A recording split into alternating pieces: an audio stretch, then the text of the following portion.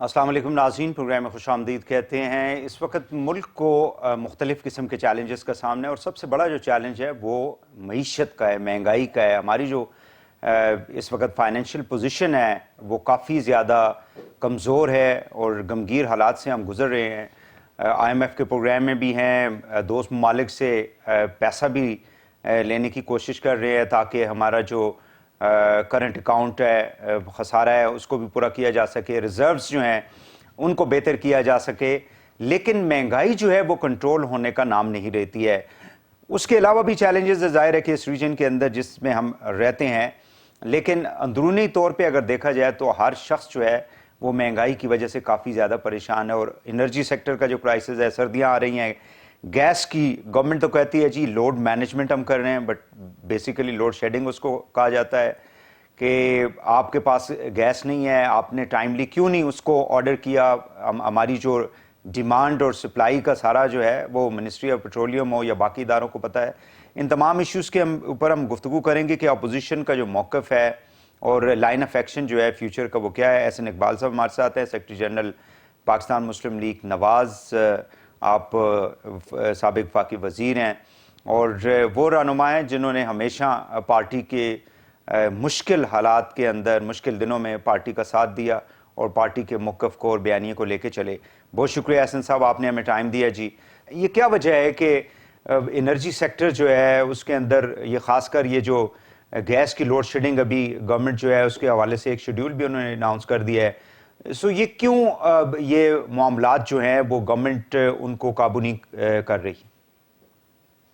بہت شکریہ وحید صاحب۔ دیکھیے یہ ایک لمبی داستان ہے اور میرا خیال ہے کہ ایک حکومت جو چوتھے سال میں ہے، آپ اس کی کارکردگی یہ دیکھیں کہ 4 سال کے بعد بھی وہ کشکول لے کر پھر رہی ہے اور آئی ایم ایف کے سامنے پاکستان کی مالی خود مختاری کو سرنڈر کر کے پیسے کی بھیک مانگ رہی ہے تاکہ وہ صرف زندہ رہ سکے، وہ صرف سسک سکے، وگرنہ تو پاکستان کو یہ ڈیفالٹ کر دیں گے چوتھے سال کے اندر اگر یہ آئی ایم ایف کی شرائط کو اب تسلیم نہیں کرتے۔ تو یہ اصل وجہ اس کی ساری حکومت کی نااہلی ہے اور وہ بلند و بالا دعوے ہیں جو عمران خان صاحب الیکشن سے پہلے کیا کرتے تھے۔ یہ کہتے تھے کہ 20 سال کی میری تیاری ہے، میرے پاس ڈریم ٹیم ہے۔ جو ان کے پوسٹر بوائے تھے اسد عمر صاحب، ان کو انہوں نے پہلے 6 مہینے میں خود ہی فارغ کر دیا کہ وہ اس لائق نہیں ہے۔ اس کے بعد سے پھر یہ ادھار کے اوپر وزیر خزانہ لاتے رہے۔ چوتھا سال ہے، کوئی 4 یا 5 وزیر خزانہ تبدیل ہو چکے ہیں۔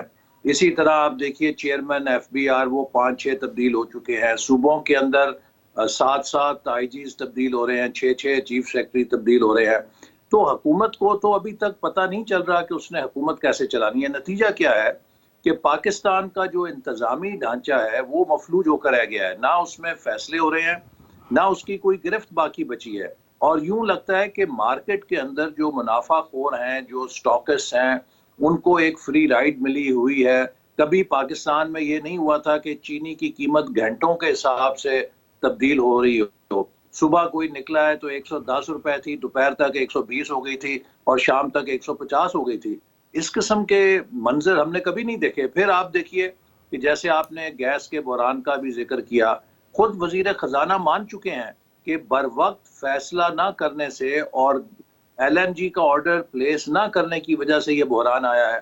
اسی طرح جو چینی ہے، 103 روپے کلو کی جو لینڈڈ کاسٹ تھی اس کا ٹینڈر منسوخ کر دیا گیا اور اپنے لوگوں کو فائدہ دینے کے لیے 150-160 تک چینی کو جانے دیا گیا۔ اور چند مافیاز ہیں جن کو کھلی چھٹی ہے کہ وہ اپنے منافع خوری کے لیے لوگوں کی جیبیں کاٹے۔ دوائیاں ہیں ان کے اوپر کوئی کنٹرول نہیں ہے۔ آج ایک قیمت ہوتی ہے، 6 مہینے بعد اور ہوتی ہے، اس کے بعد اور ہوتی ہے۔ لوگوں کے لیے علاج ایسے سب یہ جو گورنمنٹ یہ آرگومنٹ دیتی ہے جی کہ ایک تو وہ کہتی ہے جی کہ 3 وجوہات بتاتی ہے۔ ایک، ماضی کی حکومتوں کے قرضے، کووڈ، انٹرنیشنلی دنیا کے اندر اکنامک ریسیشن۔ تو ڈو یو تھنک کہ آپ لوگوں کے، یعنی جب بھی پرائم منسٹر صاحب بات کرتے ہیں وہ کہتے ہیں پچھلی حکومتوں نے اتنے قرضے لیے، مجھے وہ ادا کرنے پڑ رہے ہیں، اس لیے مجھے مزید قرضے لینے پڑتے ہیں؟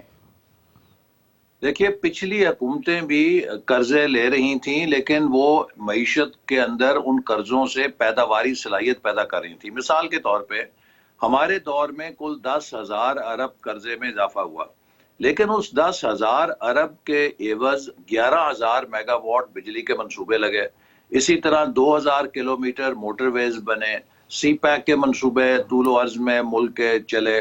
تو ہم نے جو قرضے لیے اس سے پاکستان کی پیداواری صلاحیت میں انویسٹ کیا اور اس کی گروتھ کی جو پوٹینشل ہے اس کو بڑھایا، تاکہ وہ کل کو نہ صرف یہ کہ نئی صلاحیت حاصل کرے بلکہ اس سے قرضے بھی ادا کر سکتی ہے۔ اس حکومت نے 3.25 سال میں 16,000 ارب کے قرضے لیے ہیں، ہم سے 6,000 ارب زیادہ جو ہم نے 5 سال میں لیے تھے 3.25 سال میں یہ لے چکی ہے، اور سارے کے سارے قرضے خسارہ پورا کرنے میں جھونک دیے ہیں، اس سے کوئی پیداواری صلاحیت ملک کی نہیں بڑھی۔ اسے کہتے ہیں نان پروڈکٹیو ڈیٹس۔ یہ وہ ڈیٹس ہیں کہ جو ہمارے گلے کا توق بنیں گے کل کو۔ جو حکومت پی ٹی آئی کے بعد آئے گی، مجھے اس پہ آج سے رحم آ رہا ہے، وہ اتنی پل سرات پہ ہوگی کہ وہ کس طرح ملک کے معاملات صحیح بات ہے، صحیح بات ہے۔ لیکن ایسے سب یہ جو کہتے ہیں جی کہ آپ نے جتنے بھی بجلی کے وہ معاہدے کیے تھے یا ایل این جی، جو ظاہر ہے کہ اس کا کیس بھی ایک چل رہا ہے، فارمر پرائم منسٹر صاحب کا، وہ پیٹرولیم منسٹر بھی رہے شاہد صاحب، تو یہ تو آپ کے اوپر ڈالتے ہیں۔ وہ کہتے ہیں جی انہوں نے سارے وہ کیے، مہنگی بجلی جو ہے وہ خریدی، اور آج سرکولر ڈیٹ ہمارا جو ہے، آپ لوگ گئے تھے تو آئی ڈونٹ نو کہ 1,200-1,300 پہ تھا، اب وہ 2,500 پہ چل جا چکا ہے۔ تو وحید صاحب مجھے یہ بتائیں نا کہ اگر ہم نے مہنگے بجلی کے منصوبے لگائے تھے تو آج 3.25 سال ہو گئے ہیں، 4تھا سال ہے، کہاں ہے اس کا کیس، کہاں ہے اس کے ثبوت؟ سوال یہ ہے کہ جتنے بھی بجلی کے منصوبے لگے اس کا ٹیرف حکومت فکس نہیں کرتی، اس کا ٹیرف نیپرا کا ادارہ فکس کرتا ہے، ٹھیک، اور نیپرا کے ادارے میں 4 صوبائی حکومتوں کے نمائندے ہوتے ہیں، لہٰذا پی ٹی آئی کی خیبر پختونخوا حکومت کا نمائندہ ان تمام منصوبوں کی جانچ پڑتال میں شریک تھا، اور وہ اتفاق رائے سے منظور ہوئے ہیں۔ تو اس لیے یہ کہہ دینا کہ وہ مہنگے منصوبے تھے، یہ صرف لوگوں کی آنکھوں میں دھول جھونکنا ہے۔ اصل بات یہ ہے کہ آج بھی وہ پاکستان کے سستے ترین منصوبے ہیں۔ ایل این جی کے جو منصوبے ہیں وہ تقریباً 60% سے اوپر ایفیشنسی پر ہیں، اور دنیا کی جدید ترین جنرل الیکٹرک کی ٹیکنالوجی ہے، اور سستی ترین منصوبے ہیں جو کہیں دنیا میں لگے ہیں۔ تو یہ اب ملبہ پھینکنا، پھر اگر سرکولر ڈیٹ بڑھ رہا ہے تو اس کی وجہ یہ ہے کہ حکومت اپنے ریسیویبلز کو وصول کرنے میں ناکام ہے، حکومت لائن لاسز کو کنٹرول کرنے میں ناکام ہے، اور پھر جو یہ ایکسیس کیپیسٹی کی بات کرتے ہیں اس کی وجہ یہ ہے کہ ہم نے جتنی انرجی پلاننگ کی تھی وہ 6% گروتھ کے اوپر کی تھی، جو نہ صرف ہم حاصل کر چکے تھے بلکہ ورلڈ بینک اگلے 2 سالوں کے لیے پروجیکٹ کر رہا تھا۔ تو اگر اس حکومت نے اس گروتھ پوٹینشل کو اور مومنٹم کو کریش کر کے 6% سے 0.4 پہ اکانومی لا پھینک دی تو یقیناً اس سے ڈیمانڈ میں کمی ہوئی، اور آپ کو وہ اب سرپلس لگ رہی ہے انرجی، جو کہ 6% پہ اگر آپ رہتے گروتھ کے اوپر تو اس کی ڈیمانڈ آپ کے لیے ناکافی ہوتی کہ آپ ان منصوبوں سے اسے پورا کر سکتے۔ جب آپ نے انجن ہی بند کر دیا معیشت کا، آپ گاڑی کھڑی کر دیں گے تو جو پیٹرول ہے وہ تو فالتو ہو جائے گا نا، لیکن اگر آپ کی گاڑی چلتی رہے گی تو اس میں پیٹرول ڈلتا رہے گا۔ ظاہر ہے وہ پھر ظاہر ہے اگر آپ نے انویسٹمنٹ کی ہوئی ہے تو اس کا پھر آپ کو کوئی فائدہ بھی ہوگا۔ ایسا صاحب مجھے یہ بتائیں کہ آئی ایم ایف کے ساتھ جو حکومت کی ابھی بات چیت ہوئی، اور پھر اس کے بعد ان کی ایک پریس ریلیز آئی جس کے اندر انہوں نے جی ایس ٹی کے حوالے سے پھر باقی بھی معاملات ہیں، لیکن جتنا انہوں نے کہا ہے جی کہ آپ اپنی سبسڈیز کو کم کریں اور پرائسز کو بڑھائیں، تو ڈو یو تھنک کہ آئی ایم ایف کی بات کو مطلب انکار کر سکتی ہے حکومت اور ان کے بغیر چل سکتی ہے، یا ان کی بات ماننے سے ہی ہماری معیشت جو ہے اس میں فائدہ ہے اس کا؟ دیکھیے، حکومت نے پاکستان کو اپنی نااہلی اور نالائکی سے between devil and the deep sea لا کے کھڑا کر دیا ہے۔ ٹھیک، اگر حکومت آئی ایم ایف کی بات نہیں مانتی تب بھی مرتی ہے، اور اگر آئی ایم ایف کی بات مان لیتی ہے تو تب بھی پاکستان کو تباہ کر دیتی ہے، چونکہ اس سے جو ہمارے معاشی بحران آئے گا، جو عوام کے اوپر مہنگائی کا بوجھ آئے گا، وہ بھی ناقابل برداشت ہوگا۔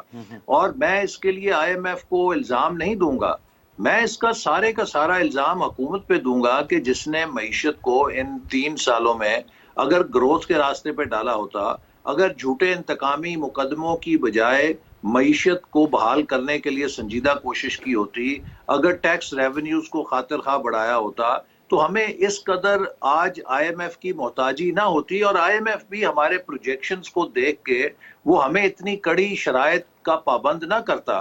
لیکن حکومت چونکہ اس کا پرچے میں گریڈ ایف ہے، اب ایف گریڈ جب آپ لے کے بیٹھے ہوں تو یقیناً آپ کو پھر ری اسٹرکچرنگ کے لیے یا ریفارم کے لیے بڑی کڑوی گولی بھی نہیں، وہ آپ کو سرجری کی ایڈوائز کریں گے۔ لیکن لیکن اگر ریفارمز کے آپ کا حوالے سے جی احسن صاحب، ریفارمز کے حوالے سے جی پلیز آپ کمپلیٹ کر لیں جی۔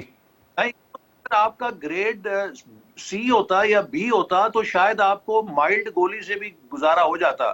اصل اب جو ہم پھنس گئے ہیں اس کی بڑی وجہ یہ ہے کہ حکومت نے جو بینچ مارکس ہیں وہ اتنے لو کر دیے ہیں کہ کوئی بھی اگر آپ کو جو لینڈر ہے جو آپ کو قرض دے گا، وہ اپنا پیسہ سیکیور کرنے کے لیے اس بات کو دیکھے گا کہ وہ آپ سے کس طرح پیسہ نکلوا سکتا ہے اور آپ کی سٹریمز اور جو ریونیوز کی ہیں انہیں کیسے ٹھیک کر سکتا ہے۔ لہٰذا آئی ایم ایف تو یہی کہے گا کہ آپ اپنی سبسڈیاں ختم کریں، آئی ایم ایف یہی کہے گا کہ پیٹرول بجلی اور مہنگا کریں تاکہ آپ کا ٹیکس ریونیو اکٹھا ہو۔ اگر آپ ٹیکس ریونیو کو کاروبار کی بڑھوتی سے اکٹھا نہیں کریں گے تو پھر آپ کو ٹیکس ریونیو ان مصنوعی طریقوں سے بڑھانا پڑے گا تاکہ آپ کی بکس ٹھیک ہوں۔ اور یہی وجہ ہے کہ آج ہم آئی ایم ایف کے نرغے میں اس لیے آ گئے ہیں کہ حکومت نے 3 سال میں معیشت کو بالکل نہ صرف کریش کر دیا ہے بلکہ کوئی ان کے پاس ویژن نہیں ہے کہ معیشت کیسے چلانی ہے۔ اب سوال یہ ہے کہ اتنے قرضے لینے کے باوجود جس طرح آپ فرما رہے ہیں، اور ایسا ہی ہے 16,000 ارب روپے، یعنی اگر آپ نے قرضے لے لیے ہیں جو کہ نان پروڈکٹیو بھی ہیں، دوسری جانب ہم دیکھتے ہیں کہ عوام کے اوپر بوجھ آئے دن بڑھتا جا رہا ہے۔ یعنی اب فوڈ انفلیشن کی آپ حساب لگا لیں کہ 3 سال پہلے 3.5 سال پہلے اس کی کیا صورتحال تھی اور آج ہم کہاں پہ کھڑے ہیں۔ تو اس کا مطلب تو یہ ہوا کہ جو باتیں آپ بھی کر رہے ہیں، آنے والے دن عوام کے لیے تو پھر کوئی خوشخبری جو ہے وہ کہیں پہ دکھائی نہیں دیتی۔ نہیں، آنے والے دن میں تو عوام کے لیے بہت مشکلات ہوں گی، اس لیے حکومت جو اقدامات اٹھاتی ہے ان کا 2 سے 6 مہینے کا لیگ ہوتا ہے پوری طرح اثر نیچے تک پاس آن ہونے کے لیے۔ تو ابھی جو ڈی ویلیویشن 2 مہینے پہلے حکومت نے 20 روپے کی ہے، اس کا بھی اب اثر آنا شروع ہوا ہے اور اگلے 2-4 مہینے میں یہ مزید آئے گا۔ اسی طرح جو پیٹرول کی قیمتوں میں حکومت نے ابھی چند روز ہفتے پہلے 20 روپے اضافہ کیا ہے اور ڈیزل میں اضافہ کیا ہے، تو اس کا بھی اگلے 2 سے 4 مہینے میں آپ امپیکٹ دیکھیں گے اور سنگین ہوگا۔ اور اب تو تقریباً 400 ارب روپے کے حکومت نئے ٹیکس منی بجٹ کے ذریعے لگانے جا رہی ہے، تو یہ 400 ارب روپے کا بوجھ بھی عوام پہ پڑے گا۔ پھر 200 ارب سے زیادہ ترقیاتی بجٹ میں کٹوتی کرنے جا رہے ہیں، جی، اس سے معیشت مزید سست ہوگی، چونکہ جو ڈیولپمنٹ سائیکل ہے آپ کا، جو پبلک انویسٹمنٹ ہے اس میں مزید کمی آئے گی۔ پی تو ڈی ایل جو ہے وہ بھی لگا رہی ہے اور لگاتی چلی جائے گی، پیٹرولیم یہ ڈیولپمنٹ۔ جی سارے ایسے اقدامات ہیں جی کہ جو اگلے 4 سے 6 مہینے میں پاکستان میں شدید معاشی بحران تو پیدا کریں گے۔ عوام کی انٹرنیشنلی تو پرائسز آج میں دیکھ رہا تھا کہ 70 سے بھی نیچے آ چکا ہے انٹرنیشنلی پرائسز جو ہیں آئل کے، تو یہ کیا حکومت کو کم نہیں کرنا چاہیے؟ جی، حکومت کو کم کرنا چاہیے اگر اس کے پاس کچھ ہو، اس کی پسلی نہیں ہے اپنی نالائکی کی وجہ سے۔ آپ نے شروع میں کہا تھا کہ حکومت کووڈ کے اوپر الزام لگاتی ہے کہ کووڈ کی وجہ سے دنیا میں مہنگائی ہے۔ دیکھیے، دنیا میں جو مہنگائی ہے کووڈ نے اگر پیدا کی ہے وہ 1-2-4% کی ہے۔ آپ ساؤتھ ایشیا میں انڈیا اور بھارت اور بنگلہ دیش سب کی مثالیں لے لیں، وہاں پر آج بھی کووڈ کے باوجود جو مہنگائی ہے وہ سنگل ڈیجٹ میں ہے۔ پاکستان میں 12% ہے، آج آپ کے اخباروں کے اندر سرخی لگی ہوئی ہے۔ تو ہماری جو انفلیشن ہے اس کی اصل وجہ اس حکومت کے 2 اقدامات ہیں۔ ایک، انہوں نے جو میسو ڈیویلیویشن کی ہے اور ہماری جو بنیادی ضرورتیں ہیں وہ ساری ہم ڈالرز میں امپورٹ کرتے ہیں، چاہے وہ تیل ہے، پیٹرول ہے، چاہے وہ خوردنی تیل ہے، چاہے وہ انڈسٹری کا را مٹیریل ہے۔ تو اس ڈیویلیویشن کا ساتھ ایک سونامی آئی ہے مہنگائی کی۔ دوسری چیز یہ ہے کہ ہمارا انتظامی ڈھانچہ جو ہے وہ تقریباً مفلوج ہو گیا ہے، تو کوئی پرائس کنٹرول میکنزم اس وقت مارکیٹ میں نہیں ہے۔ ہر کسی کی منمانی ہے کہ وہ صبح کوئی دام لے، شام کو کچھ دام کر دے، کوئی پوچھنے والا، کوئی چیکنگ That's کرنے a والا poor, نہیں، that's a بلکہ poor governance. بالکل آپ صحیح فرما رہے ہیں. ناظرین یہاں پہ ایک شارٹ بریک لیں گے. بریک سے واپس آ کے احسن اقبال صاحب سے گفتگو کا سلسلہ جاری رکھیں گے. ہمارے ساتھ رہیے گا.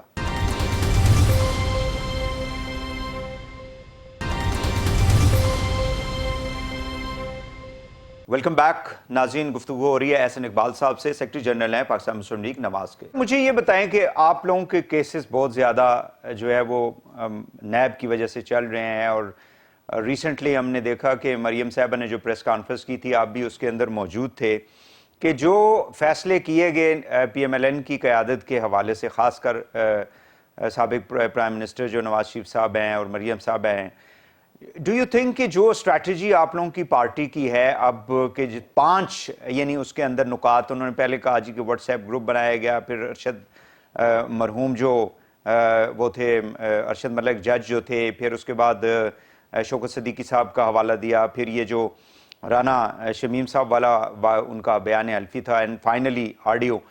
سو ڈو یو تھنک کہ ود دس اسٹریٹجی آپ لوگ جو چاہتے ہیں انصاف عدالتوں سے وہ آپ کو مل پائے گا؟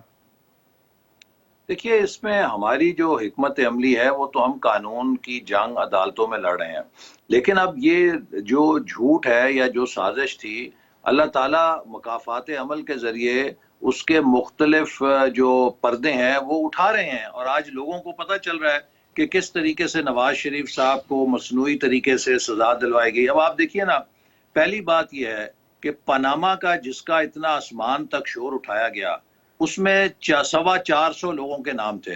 کیا حکومت نے 3.25 سال میں کسی ایک بندے کے خلاف، اگر اتنا وہ پاناما پہ سنجیدہ تھی، کاروائی کی ہے؟ کسی پہ نہیں کی.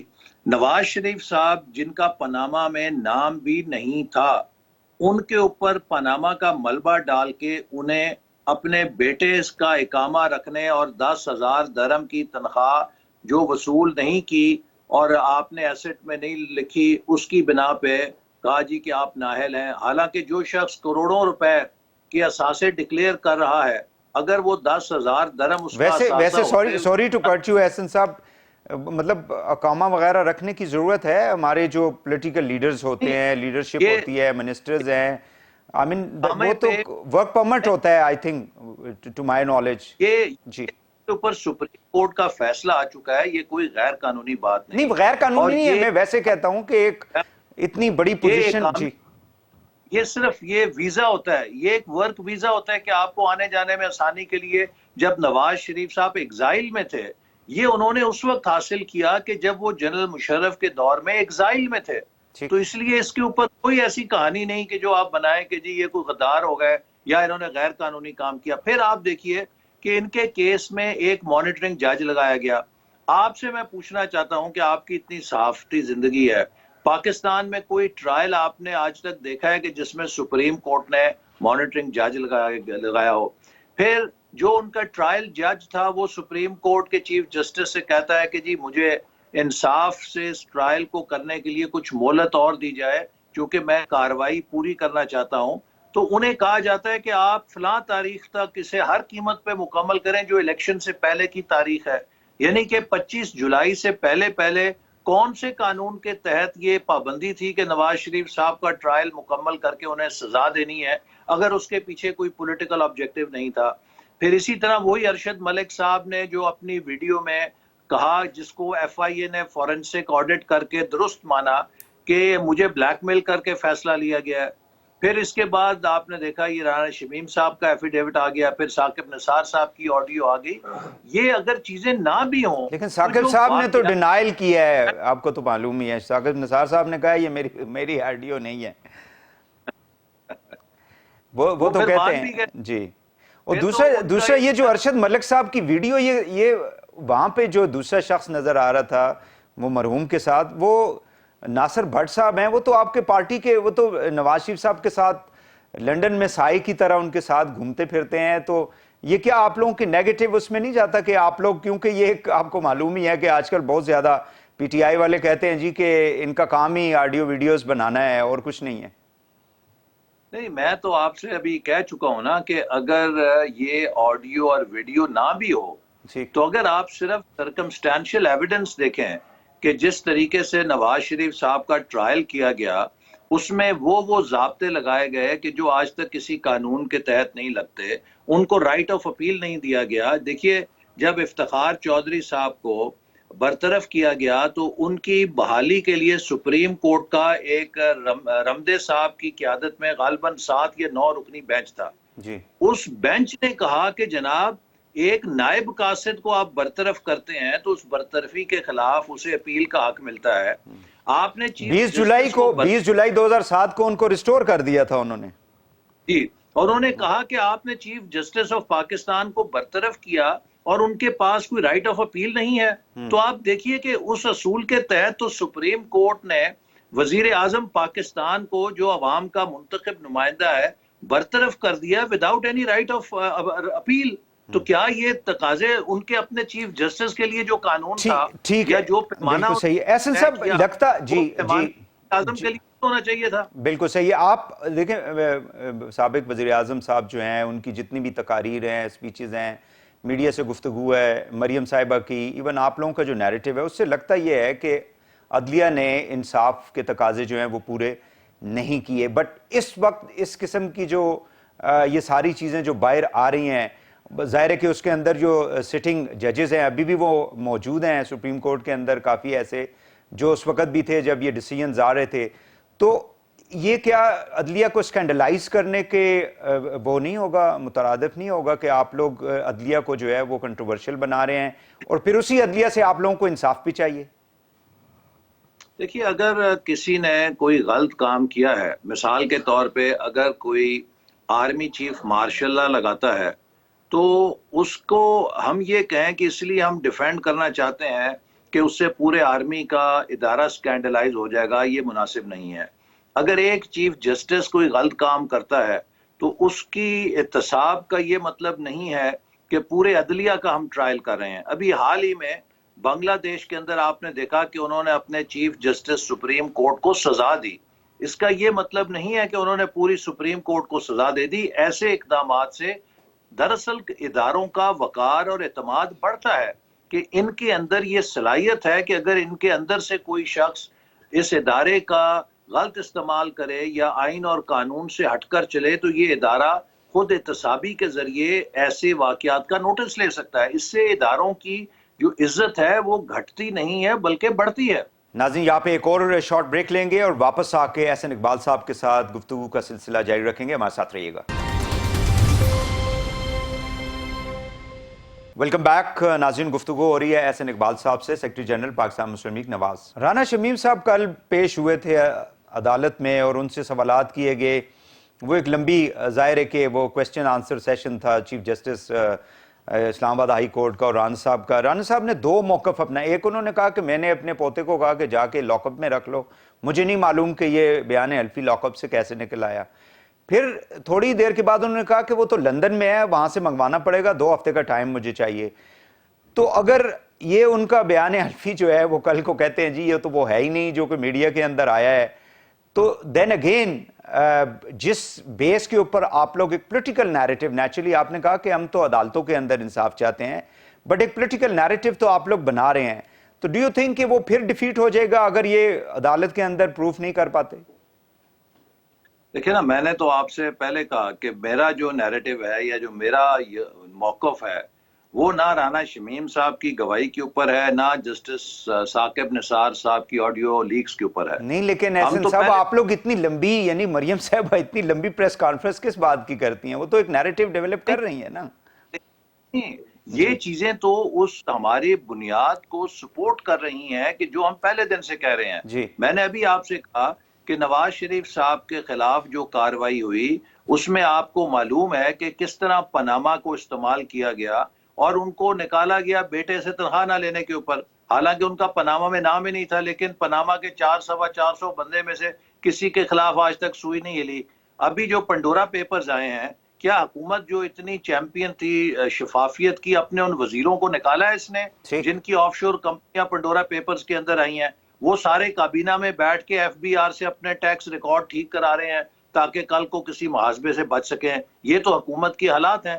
اسی طرح جو ان کے ساتھ کیس جس طرح چلایا گیا واٹس ایپ پہ JITs بنائی گئیں، من پسند JITs بنائی گئیں، جو محکموں نے نام بھیجے گئے وہ مسترد کیے گئے، انہیں کہہ کر خاص بندے نام ڈلوائے گئے ان JITs کے اندر، اور مانیٹرنگ جج نے جو کچھ کیا، یہ باتیں تو خود بخود بول کے بتا رہی ہیں کہ نواز شریف صاحب کے ساتھ انصاف نہیں ہوا تھا، دھکا ہوا تھا۔ صحیح ہے، صحیح ہے۔ ایسا مجھے یہ بتائیں کہ جنرل فیض صاحب کا نام جو ہے اس دن پھر پریس کانفرنس میں مریم صاحبہ نے لیا تھا، سو ڈو یو تھنک کہ ابھی اس طرح کی جو گفتگو سے ڈو یو تھنک کہ آپ لوگوں کو فائدہ ہوگا پولیٹیکلی؟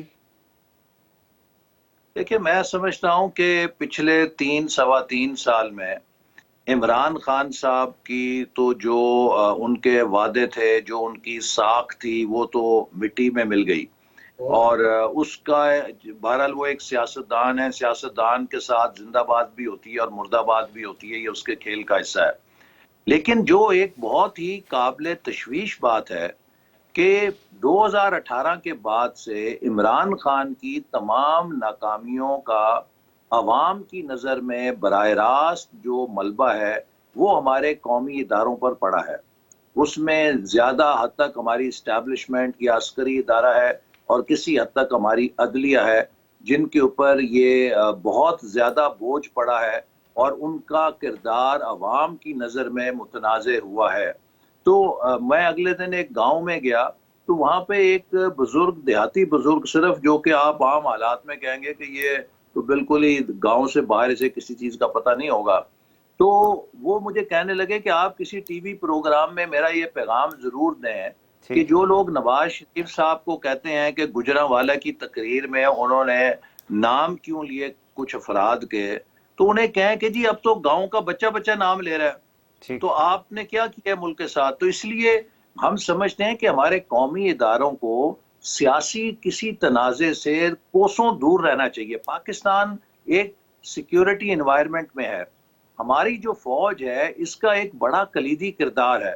خدا نہ خواستہ اگر ہماری فوج کا ادارہ، اس کی ساکھ کمزور ہو جائے گی تو یہ جو ویکیوم ہے اس تو کو یہ کیوں گورنمنٹ یہ کیوں کہتی ہے کہ جب آپ لوگ فوج کا نام لیتے ہیں تو آپ لوگ ملک دشمن عناصر جو ہیں ان کے ایجنڈے کو لے کے چل رہے ہوتے ہیں؟ یہ آپ کو پتہ ہی ہے، یہ باتیں کرتے ہیں۔ ہم جب یہ بات کرتے ہیں ہم فوج کی بدخواہی میں نہیں کرتے، ہم فوج کی خیرخواہی میں کرتے ہیں۔